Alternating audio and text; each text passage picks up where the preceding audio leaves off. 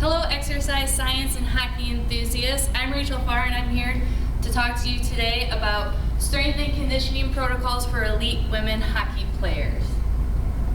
Now, after this presentation, you should all be familiar with the history requirements of the sport, concepts of the game, how women's participation has grown and changed throughout history, the reason and purpose for the protocol, how off-ice training leads to on-ice performance, periodization protocols, and also training protocols. Now, hockey consists of high variability. Now, when I talk about high variability, I mean that the game is constantly changing. Of course, teams and coaches set out to make specific plays or drills based on what they're facing in a game, such as a power play, a penalty kill, a 2-on-1 situation, and etc. Now, although they have specific drills and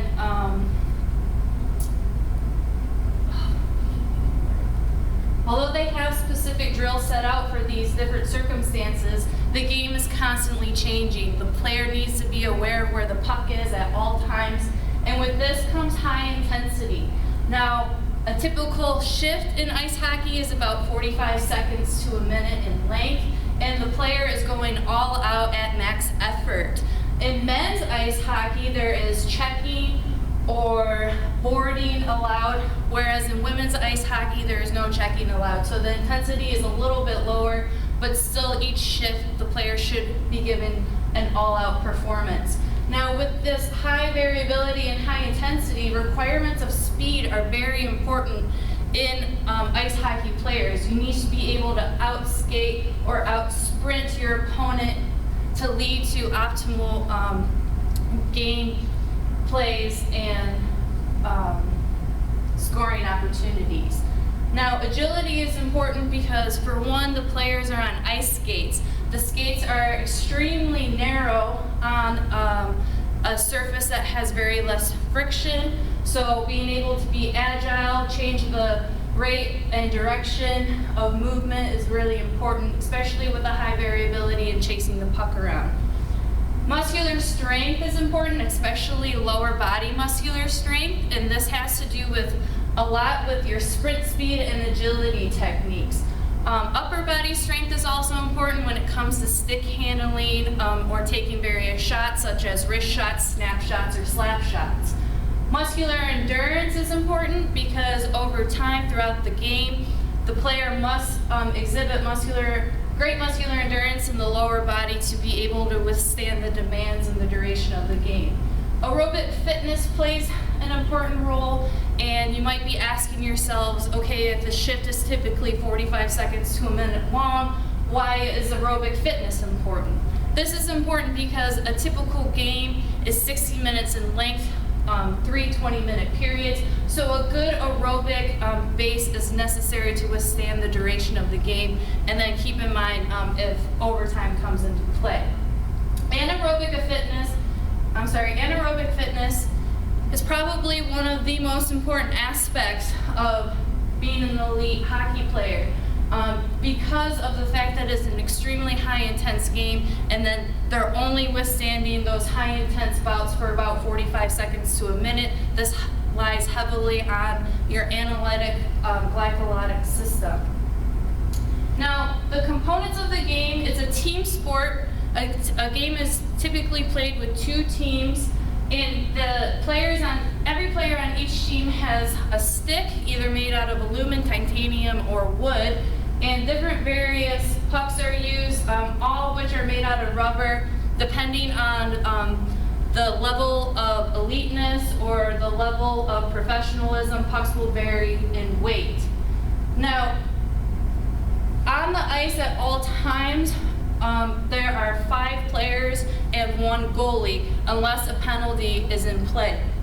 Now, the 5 players on the ice consists of 3 forwards. This will be your left wing, your center, and your right wing. However, in different circumstances, such as a penalty kill, you might use 2 centers instead of a right wing or a left wing. There are pairs of defensemen, typically 3 pairs throughout the entire team, and they shift depending on if you're on a power play, a penalty kill, and so forth. Two goaltenders, one on each end or one for each team being played. Every team will have at least one or two, if not three, backups to their starting goaltender. Special teams is a term that is used when we talk about what teams are on the ice. If it depends on the circumstance. So if there's a penalty kill, you're going to have a special team specifically designed to fight off that penalty. Or you're going to have a specific team on that ice for your power play. So 5 members of each team are on the ice at once with their goaltender. So that makes 6. They're using the sticks to try and get the pucks into their opponent's net to score a goal. Every game consists of 20-minute periods with 2 17-minute intermissions between, and sometimes when a tie is present, then overtime will occur. Here is an example of a video of the Canada-USA game.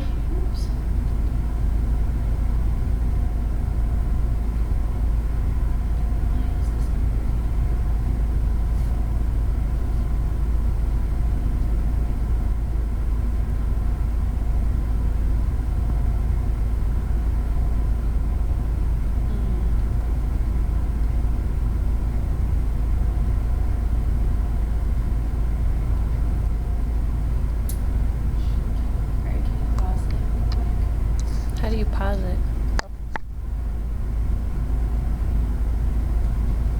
Here we have a video of the Women's USA Olympic hockey team versus the Canadian Women's hockey team. And this just goes to show you how the game is played. Yeah, plays are set up, but here they're digging for the puck. This shows the high variability. Now they're starting to set up a formation for a play. It's constantly changing, it's constantly moving. Players really need to be aware of where the puck is at all times. If the puck were to shoot down the ice, players would sprint after it, and that's where your muscular speed or lower body speed is extremely important. Moving back on to the PowerPoint presentation. Women's participation in the sport has grown tremendously over the past 20 years. So in the 1990s, there were only 6,000 girls and women registered in the USA alone, and that has increased to 60,000 girls and women in 2010. So that is a 10-fold growth in the past 20 years. 15 teams were only at the collegiate level in the 1990s. Now we have 37 collegiate club programs with 86 Division I and Division II NCAA teams. This photo over here to the right is a picture of the Women's USA hockey team. Now the reasons for this protocol have to do with the really increased amount of participation over the past 20 years. More girls are getting involved in the sport, and really the only protocols that are out there are for elite men. Now here's a picture of Steve Yzerman, captain of the Detroit Red Wings for 22 seasons in the National Hockey League. The National Hockey League is the most recognized hockey organization, and the Stanley Cup has been known to be one of the greatest trophies to accomplish in sports history. So really, the reason is there's just not a lot of research out there that goes in depth on specific protocols for elite female ice hockey players. Now the purpose of this protocol, strength and conditioning specialists, coaches, and players can all benefit. Strength and conditioning specialists, particularly in designing a science-based program to allow injury prevention for their athletes and to improve athletic performance overall. Coaches can use this protocol when it comes time for team selection. If they're trying to decide between 2 evenly skilled hockey players, they can look towards specific tests to make their decisions. And then in the development of special teams, players will use this protocol to increase their chances of being selected. If they are aware of what coaches and strength and conditioning specialists specialists are looking for in team selection, then this protocol will help them become the best female hockey player that they can be. It will also improve their performance and decrease the risk of injury. Now, Ransell and Murray in 2011 had a great study that predicted on-ice performance based off of these off-ice tests. So a 40-yard sprint that would measure their speed. Speed is a very important factor in being an elite female ice hockey player. Vertical jump and the standing long jump are necessary in determining their lower body power, which also plays an effect with speed. The 1 repetition max bench press is used to determine upper body strength, and then the 1 repetition max front squat is used to determine lower body strength. So this picture over here just dictates a typical back squat that will also be used in determining lower body strength.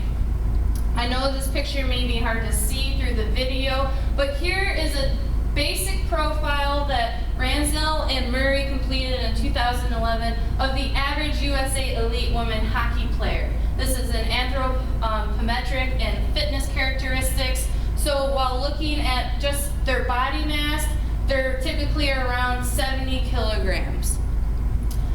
Their vertical jump is around 50 centimeters plus or minus 5.7. Their standing long jump is 214 centimeters. Their 1 repetition max front squat is typically 88.6 kilograms. Now, when they did the measurements between the front squat body, they did it in percentage to their weight. So typically, the average USA Elite Women hockey player can front squat about 1.25 or 1 1/4 amount of their body weight. In their 1 repetition max bench, they're at about 95% of their body weight. So if they weighed 100 pounds, this means that they could bench press about 95 pounds for a 1 repetition max. They also have in body composition, they're typically about 15% body fat, which puts them into the fitness level.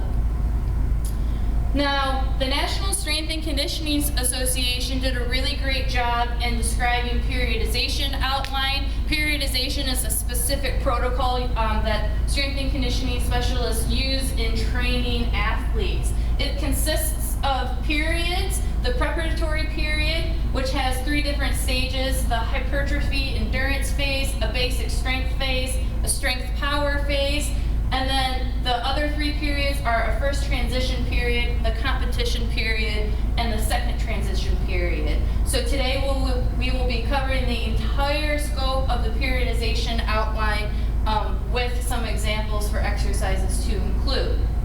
Now, in the preparatory phase, this is the longest phase. So this typically occurs off season. There's absolutely no competition involved in this phase. And you really want to limit sport-specific skills or drills. Here we establish a base level of conditioning. You might have heard the term train to train.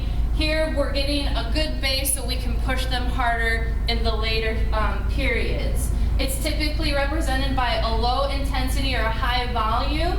And some examples are long, slow distance running or bicycling and low intensity plyometrics. Go ahead.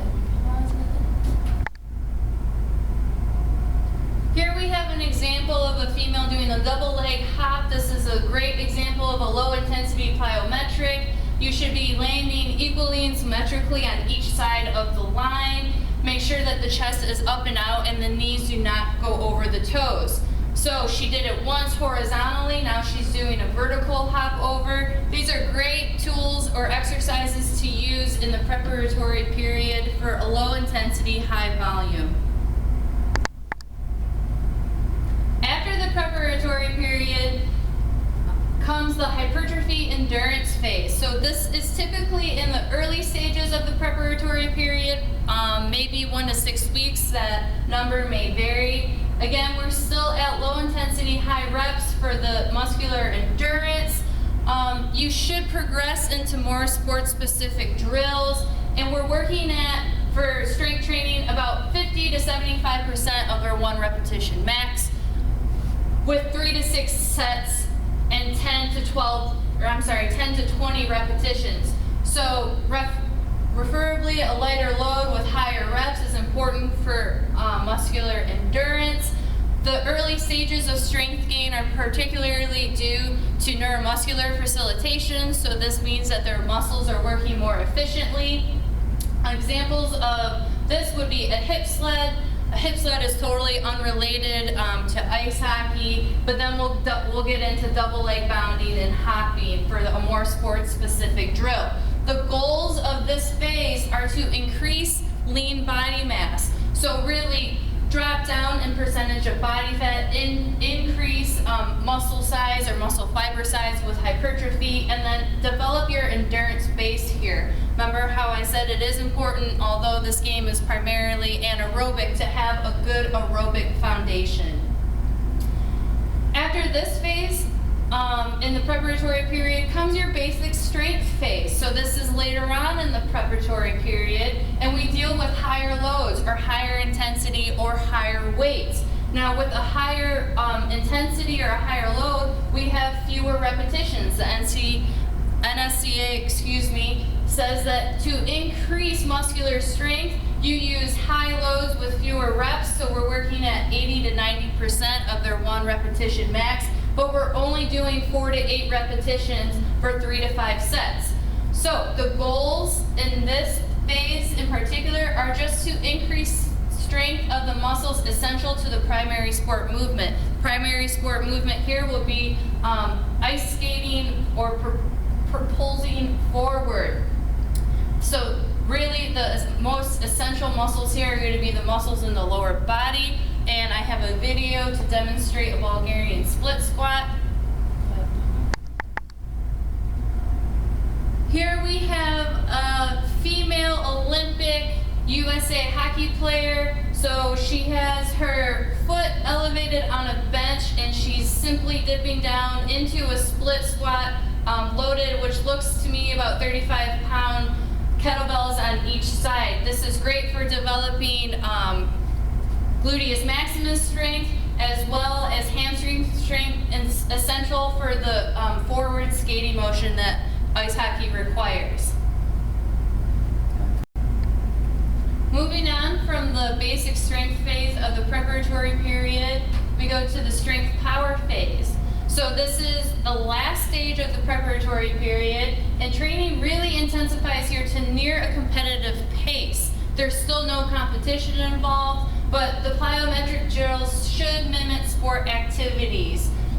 While resistance training, we're still going with really, really high loads or high intensity or higher weights with power explosive exercises such as the power clean or the snatch. Now here's where women really differ from men, because most women have never completed a power clean or a snatch before. So fundamentals or form are extremely important when coaching and directing women through these various exercises. So we'll go high loads but really low volume. You should use about 95% of your 1 repetition max with only 2 to 5 reps here. You should be really maxing out on your 5th rep or unable to complete it in only 3 to 5 sets. So here I have an example of a high intensity single leg bounding exercise.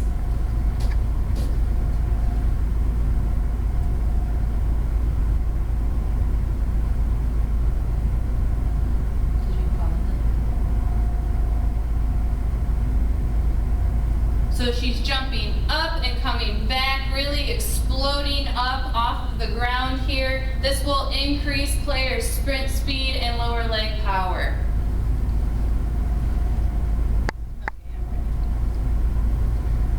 After the preparatory period ends, we have our first transition period. So this is just a small break between the preparatory period and the competition phase.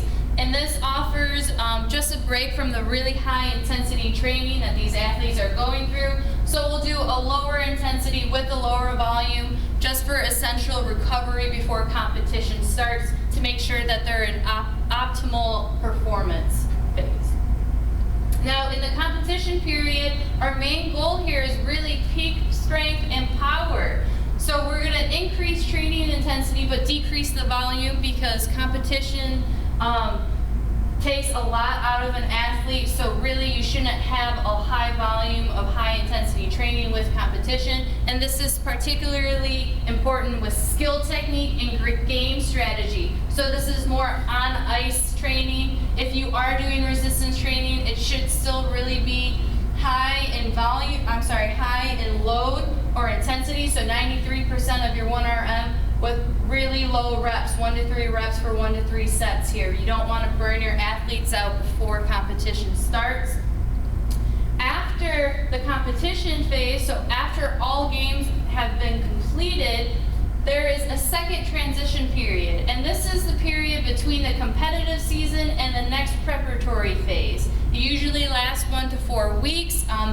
This may vary in time, and really it's unstructured and non-sport specific. So you're not trying to drain your athletes out. This is their chance to recover. So low intensity, low volume. So really encourage them to do recreational activities such as volleyball, racket sports, swimming. Recreational mountain biking is another good example.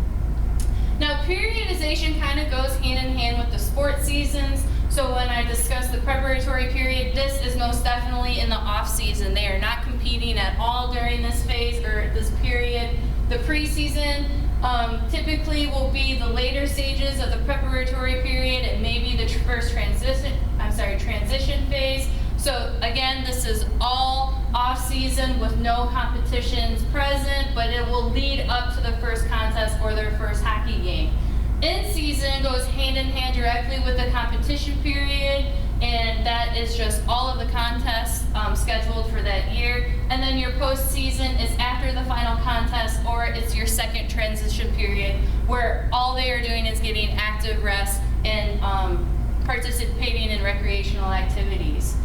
So when I conclude here, really the most important thing to remember is to increase lower body muscular strength, speed, power, have a good aerobic foundation, really train for anaerobic fitness here, so do lots and lots of sprints or resistive training, and keep in mind that female athletes aren't familiar with the really high intense Olympic weightlifting, so make sure that they have really good form and posture when completing these exercises. Thank you very much for tuning in today. And if you are interested, here are my references. Most of them came from online journal articles and the National Strength and Conditioning Association.